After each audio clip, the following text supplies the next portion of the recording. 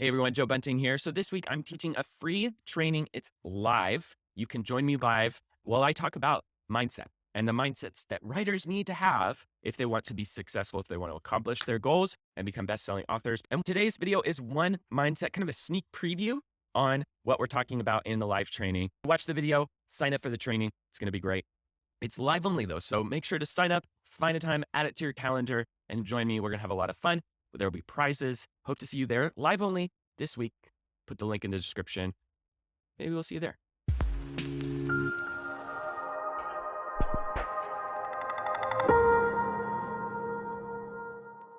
This is why it's so important to talk about mindset, because having the right mindset can really change everything for you. But first, let's talk about mindset. What is mindset?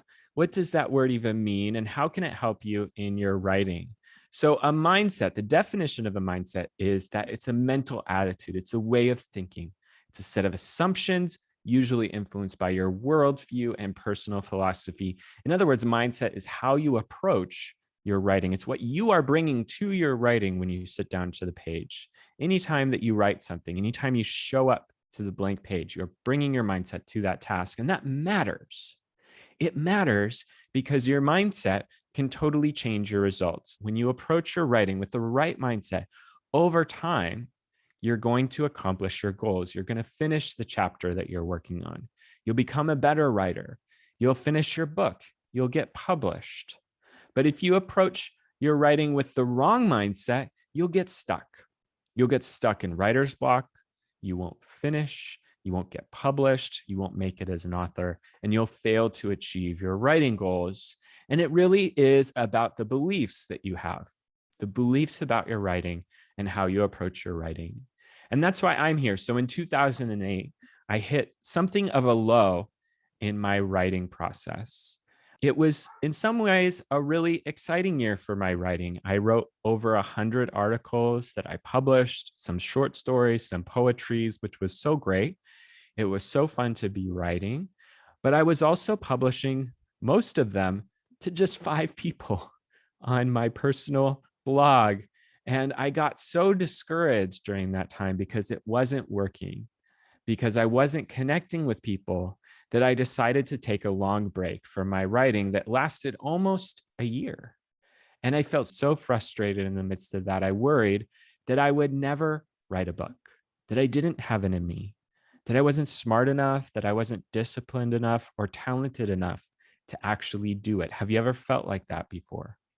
That maybe you don't have what it takes to write a book, that maybe you're not disciplined enough, or maybe not talented enough. Have you ever felt like that? And then in 2011, everything changed for me. I was mentored by a New York Times best-selling writer. And I just want to say, that was 3 years later, which is both a short amount of time and kind of a long time.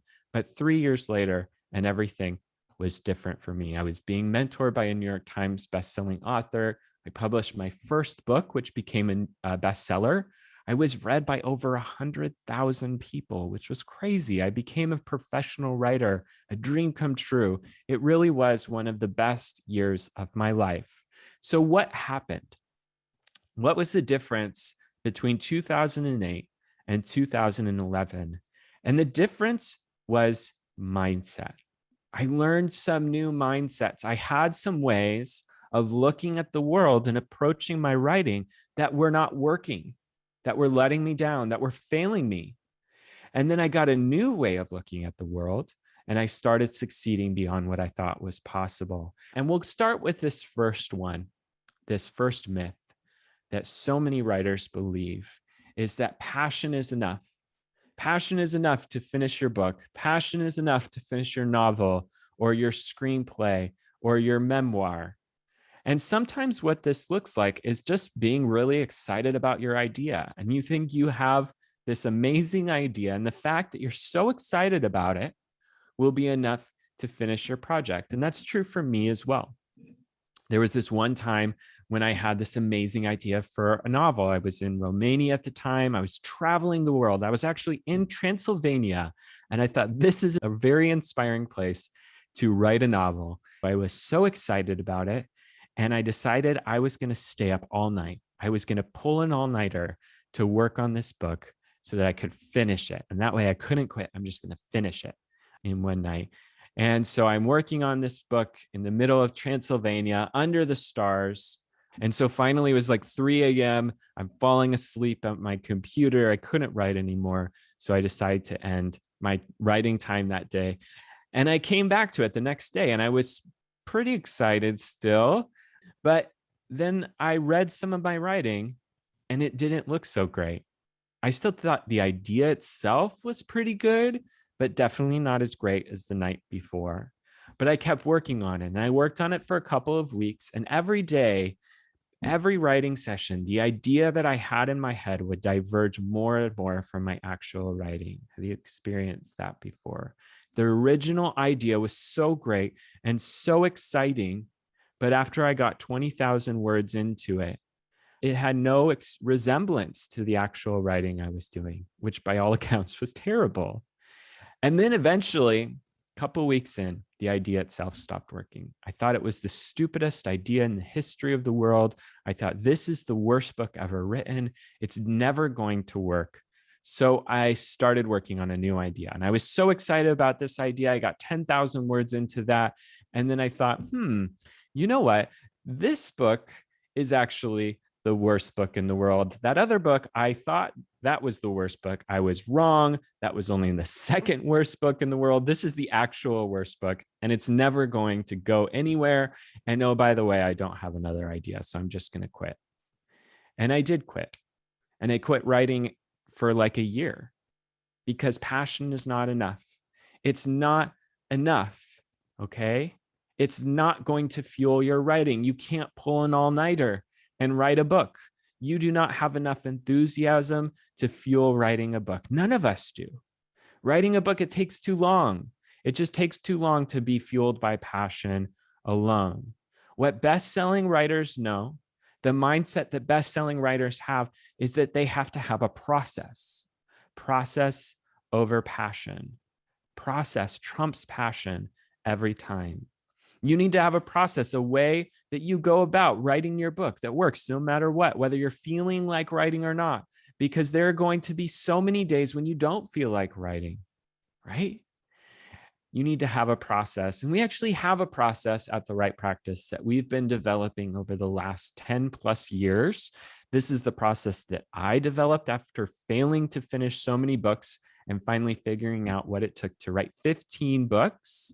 And by the way, this is part of our Write Plan daily writing planner. So this planner is really everything that we've learned about how to write a book, the entire process that we've developed over the last 10 plus years, packed into one really beautiful daily planner. So if you want to check that out, you can find it at therightpractice.com/planner if you want to check it out. And one of the most important parts of the planner, one of the most important parts of the whole writing process that we've developed is deadlines times consequences. So let's talk about each of these, starting with the deadlines, okay? What is a deadline?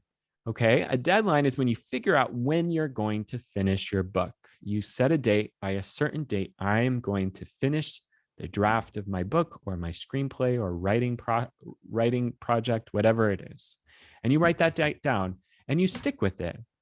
And then every week you can work backward from there. Every week you say, okay, I know that if I need to finish my book, I'm going to write X number of words this week to make my deadline. And you do that. So maybe your deadline is 4 months from now and you commit to that. You write it down and you say, this is when I'm going to do it. And I know that this sounds like a really simple thing, right? Setting a deadline sounds like a simple thing, but once you commit to it, you're actually much more likely to do it because you start figuring out how you can actually hit that deadline and working backward from there. Okay. But here's the thing. Deadlines by themselves, they're awesome. I love them. I think you should use them, but they're not enough. You might have heard of this quote before. I love deadlines. I love the whooshing sound they make when they go by. Deadlines are awesome, but they're not enough. You also have to have a consequence. If I don't finish my book by December 31st, 2021, I will something bad will happen to me.